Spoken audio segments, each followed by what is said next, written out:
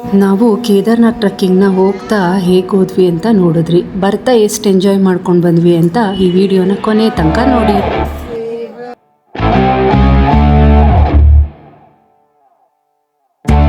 ನಮಸ್ಕಾರ ಸ್ನೇಹಿತರೆ, ನಿಮ್ಮೆಲ್ಲರಿಗೂ ನನ್ನ ಯೂಟ್ಯೂಬ್ ಚಾನಲ್ಗೆ ಸ್ವಾಗತ. ನಮ್ಮ ಈ ಚಾರ್ಧಾಮ್ ಯಾತ್ರೆಯ 8ನೇ ದಿನ ಹೇಗಿತ್ತು ಅಂತ ನೋಡೋಣವಾ. ನಮ್ಮ ಈ ಚಾರ್ಧಾಮ್ ಯಾತ್ರೆಯ 3ನೇ ಧಾಮವಾದ ಕೇದಾರ್ನಾಥ್ಗೆ ಎಲ್ಲಿಂದ ಬಂದ್ವಿ, ಎಲ್ಲಿಂದ ಶುರು ಮಾಡಿದ್ವಿ ಅಂತ ತಿಳ್ಕೋಬೇಕು ಅನ್ನೋ ಆಸಕ್ತಿ ಇದ್ರೆ ನನ್ನ ಹಿಂದಿನ ಬ್ಲಾಗ್ ನೀವು ನೋಡ್ಬೋದು. ನಾವು ಹಿಂದಿನ ದಿವಸನೇ ಕೇದಾರ್ನಾಥ್ ದೇವಸ್ಥಾನದ ದರ್ಶನ ಎಲ್ಲ ಮುಗಿಸ್ಕೊಂಡಿರ್ತೀವಿ, ಅಲ್ಲೇ ರೂಮ್ ಮಾಡ್ಕೊಂಡಿದ್ದು.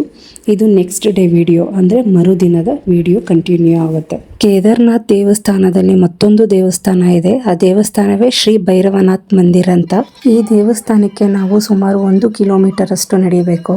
ದೇವಸ್ಥಾನಕ್ಕೆ ಹೋಗೋಕ್ಕೆ ಯಾರಿಗಾದ್ರೂ ನಡೆಯೋಕ್ಕಾಗಲ್ಲ ಅಂದರೆ ಇಲ್ಲಿಯೂ ಕೂಡ ಒಬ್ಬೊಬ್ಬರಿಗೆ ಎತ್ಕೊಂಡು ಹೋಗೋ ಬುಟ್ಟಿ ಕೂಡ ಸಿಗುತ್ತೆ, ಅದರಲ್ಲಿ ಹೋಗ್ಬೋದು.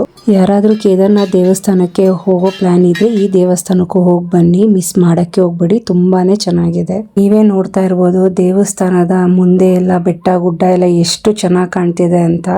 ತುಂಬಾನೇ ಚಳಿ ಕೂಡ ಇತ್ತು ನಾವು ಹೋದಾಗ. ನಾವು ಈ ದೇವಸ್ಥಾನದಲ್ಲಿ ನಮ್ಮ ಟೀಮ್ ಜೊತೆ ಕಾಳ ಭೈರವಾಷ್ಟಕಂನ ಹೇಳ್ತೀವಿ, ತುಂಬಾನೇ ಚೆನ್ನಾಗಿತ್ತು. ಆ ವಿಡಿಯೋನ ನಾನು ನೆಕ್ಸ್ಟ್ ವಿಡಿಯೋಲಿ ಹಾಕ್ತೀನಿ, ನೋಡಕ್ಕೆ ಇಂಟ್ರೆಸ್ಟ್ ಇರೋರು ಹೋಗಿ ನೋಡ್ಬೋದು. ನಿಜವಾಗ್ಲೂ ಹೇಳಬೇಕು ಅಂದರೆ ನನ್ನ ಲೈಫಲ್ಲೇ ಫಸ್ಟ್ ಟೈಮು ಕಾಳಭೈರವ ಟೆಂಪಲ್ಗೆ ಅಂತ ಬಂದಿರೋದು. ನನ್ನ ಜೀವನದಲ್ಲಿ ಈ ದೇವಸ್ಥಾನದಲ್ಲಿ ಒಂದು ಮರೆಯಲಾಗದ ಕ್ಷಣ ಏನು ಅಂದರೆ, ನಾವು ದೇವರ ನಾಮ ಹಾಡ್ತೀವಿ, ಮಂಗಳಾರತಿ, ಇದೆಲ್ಲ ನೋಡೋಕ್ಕೆ ಕೇಳೋಕ್ಕೆ ತುಂಬಾ ಚೆನ್ನಾಗಿತ್ತು. ಎಲ್ಲರಿಗೂ ಒಂದು ವಿಷಯ ಹೇಳೋಕ್ಕೆ ಇಷ್ಟಪಡ್ತೀನಿ, ಯಾರಾದರೂ ಕೇದಾರ್ನಾಥ್ ಹೋಗೋ ಆಗಿದ್ದರೆ ಒಂದು ದಿವಸ ಅಲ್ಲೇ ಇದ್ದು ನೆಕ್ಸ್ಟ್ ಡೇ ಈ ದೇವಸ್ಥಾನಕ್ಕೆ ಹೋಗಿ ಬನ್ನಿ. ಆದವರು ಅದೇ ದಿವಸನೇ ಹೋಗ್ಬೋದು, ಆಗದೆ ಇರೋರು ಅಲ್ಲೇ ಸ್ಟೇ ಆಗಿ ನೆಕ್ಸ್ಟ್ ಡೇ ಹೋಗಿ ಬರ್ಬೋದು. ಆವಾಗ ನಿಮಗೂ ಸ್ವಲ್ಪ ಸುಸ್ತೆಲ್ಲ ಕಮ್ಮಿ ಆಗಿರುತ್ತೆ. ಈ ಕೇದಾರ್ನಾಥ್ ದೇವಸ್ಥಾನ ನನ್ನ ಲೈಫಲ್ಲೇ ಬೆಲೆ ಕಟ್ಟಲಾಗದ ಅಮೂಲ್ಯ ಕ್ಷಣ ಅಂತ ಹೇಳೋಕ್ಕೆ ಇಷ್ಟಪಡ್ತೀನಿ. ಭಗವಂತನ ಕರೆ ಇದ್ರೆ ಮತ್ತೆ ಇನ್ನೂ ಒಂದ್ಸತಿ ಕೇದಾರ್ನಾಥ್ ಟ್ರೆಕ್ಕಿಂಗ್ನ ಮಾಡಬೇಕು ಅಂತ ಅಂದ್ಕೊಂಡಿದ್ದೀನಿ.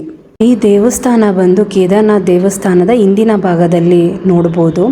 ಕ್ರಿಸ್ತಶಕ 8ನೇ ಶತಮಾನದಲ್ಲಿ ಶಂಕರಾಚಾರ್ಯರು ಕೇದಾರ್ನಾಥ ದೇವಾಲಯವನ್ನು ಪುನರ್ಜೀವನಗೊಳಿಸಿದರು ಮತ್ತು ತಮ್ಮ ಅಂತಿಮ ವಿಶ್ರಾಂತಿ ಸ್ಥಳವಾಗಿ ಆಯ್ಕೆ ಮಾಡಿದರು ಅನ್ನೋ ಸಂತತಿ ಇದೆ. ನಮ್ಮ ಆದಿಶಂಕರಾಚಾರ್ಯರ ಪ್ರತಿಮೆ ನೋಡೋಕ್ಕೆ ತುಂಬಾ ಚೆನ್ನಾಗಿದೆ, ಮಿಸ್ ಮಾಡ್ದಂಗೆ ಹೋಗಿ ಅಂತ ಹೇಳೋಕ್ಕೆ ಇಷ್ಟಪಡ್ತೀನಿ.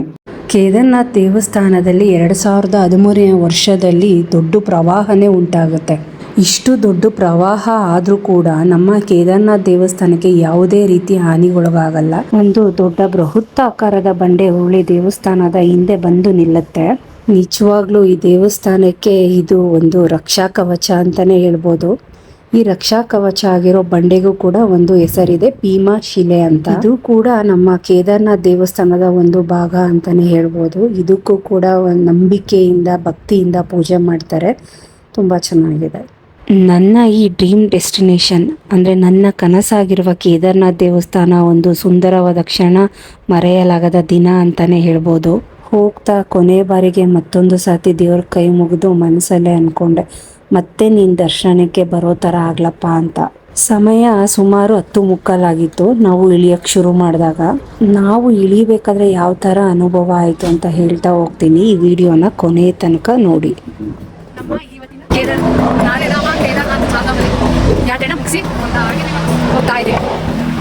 ನಾನು ಈ ಯಾತ್ರೆ ಮಾಡೋ ಮುಂಚೆ ಸುಮಾರು ವ್ಲಾಗ್ಗಳನ್ನ ನೋಡಿದ್ದೀನಿ.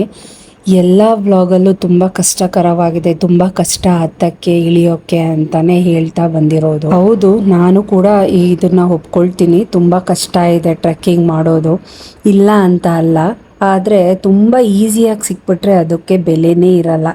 ಕಷ್ಟದಿಂದ ಸಿಕ್ಕಿದ್ರೇ ಅದಕ್ಕೊಂದು ಬೆಲೆ ಅಂತ ಇರುತ್ತೆ. ನನಗೂ ಕೂಡ ಅನುಭವಗಳಾಯಿತು. ನಾವು ಈ ದೇವಸ್ಥಾನಕ್ಕೆ ಹತ್ತೋಕ್ಕೆ ಶುರು ಮಾಡಿದಾಗ ತುಂಬಾ ಬಿಸಿಲಿತ್ತು, ಆದರೆ ಇಳಿಬೇಕಾದ್ರೆ ಫುಲ್ ವೆದರ್ ಚೇಂಜು, ಮಳೆ ಗಾಳಿ ಎಲ್ಲ ಶುರುವಾಯಿತು. ನೀವೇ ನೋಡ್ತಾ ಇರ್ಬೋದು ವಿಡಿಯೋದಲ್ಲಿ. ನಾವು ಕೂಡ ಎಂಜಾಯ್ ಮಾಡಿಕೊಂಡೇ ಇಳಿತಾ ಹೋದ್ವಿ. ಆದರೆ ವಿಡಿಯೋಲಿ ಕುತ್ಕೊಂಡು ನೋಡೋಷ್ಟು ಈಸಿ ಇರಲಿಲ್ಲ. ಹತ್ತೋದಕ್ಕೆ ಕಷ್ಟ ಆದರೆ ಇಳಿಯೋದು ಈಸಿ ಅಂತ ಅಂದ್ಕೊಂಡಿರ್ತಾರೆ, ಆದರೆ ಇಲ್ಲೇ ಇರೋದು ಟ್ವಿಸ್ಟು. ಇಳಿಯೋದೇ ತುಂಬ ಕಷ್ಟ ಆ್ಯಕ್ಚುಲಾಗಿ ಹೇಳಬೇಕು ಅಂದರೆ. ಈ ಮಳೆ ಜೊತೆಗೆ ಚಳಿನೂ ಕೂಡ ಆಗ್ತಾಯಿತ್ತು, ಹಾಗೆ ಅಲ್ಲಲ್ಲಿ ತುಂಬಾ ಕೊಚ್ಚೆಗಳಾಗ್ತಾಯಿತ್ತು. ಕಾಲುಗಳು ಗ್ರಿಪ್ಪೇ ಸಿಗ್ತಾ ಇರಲಿಲ್ಲ, ತುಂಬ ಕಷ್ಟ ಆಗ್ತಿತ್ತು ಹೆಜ್ಜೆ ಇಡೋಕ್ಕೆ. ನಾವು ಇಳಿಬೇಕಾದ್ರೆ ಕಾಲು ಬೆರಳುಗಳಿಗೆ ಏಟಾಗೋದು ಜಾಸ್ತಿ. ಸ್ವಲ್ಪ ಅದನ್ನು ಅವಾಯ್ಡ್ ಮಾಡಬೇಕು. ಹೆವಿ ಏಟಾದರೆ ನಮ್ಮ ಮುಂದೆ ಒಂದು ಹೆಜ್ಜೆ ಇಡೋಕ್ಕೂ ಆಗಲ್ಲ. ನನ್ನ ಟ್ರೆಕ್ಕಿಂಗ್ ಪಾರ್ಟ್ನರ್ಸು ಇವರು. ನಾವೆಲ್ಲ ಒಂದೇ ಗ್ರೂಪ್ ಅವರು. ನಿಜವಾಗ್ಲೂ ಇಳಿತಾ ನನಗೆ ಅಳು ಬರೋದೊಂದು ಬಾಕಿ ಇತ್ತು. ಏನಕ್ಕಂದರೆ ತುಂಬಾ ನೋವಾಗ್ಬಿಟ್ಟಿತ್ತು. ಕಾಲು ಬೆರಳುಗಳು ಶೂ ಒಳಗಡೆ ತಾಗಿ ನಮ್ಮ ಮನೆಯವರೆಲ್ಲ ನೆನಪಾಗೋದ್ರು. ಯಾರಾದರೂ ಬಂದು ಕರ್ಕೊಂಡೋದ್ರೆ ಸಾಕಪ್ಪ. ನಾವು ಕೂಡ ರೂಮಿಗೆ ಸೇರೋಷ್ಟೊತ್ತಿಗೆ ಸುಮಾರು 8:30 ಆಗಿರುತ್ತೆ. ನಾನು ಒಂದು ವಿಷಯ ಹೇಳಬೇಕು, ಲೇಟ್ ಆಗ್ತಾ ಅಲ್ಲಿ ಕ್ಯಾಬ್ಗಳು ಸಿಗೋದು ತುಂಬಾ ಕಷ್ಟ ಇದೆ. ಸುಮಾರು 8:30 ಆಗಿತ್ತು ನಾವು ರೂಮಿಗೆ ಹೋಗಿ ಸೇರೋ ಅಷ್ಟೊತ್ತಿಗೆ. ನನ್ನ ಈ ಕೇದಾರ್ನಾಥ್ ದೇವಸ್ಥಾನದ ವ್ಲಾಗ್ ಇಷ್ಟವಾದಲ್ಲಿ ಲೈಕ್ ಮಾಡಿ, ಶೇರ್ ಮಾಡಿ, ಕಮೆಂಟ್ ಮಾಡಿ, ಸಬ್ಸ್ಕ್ರೈಬ್ ಆಗೋದು ಮಾತ್ರ ಮರಿಬೇಡಿ. ಹೀಗೆ ಸಪೋರ್ಟ್ ಮಾಡ್ತಾಯಿರಿ. ನೆಕ್ಸ್ಟ್ ವಿಡಿಯೋ ಸಿಗ್ತೀನಿ. ಧನ್ಯವಾದಗಳು.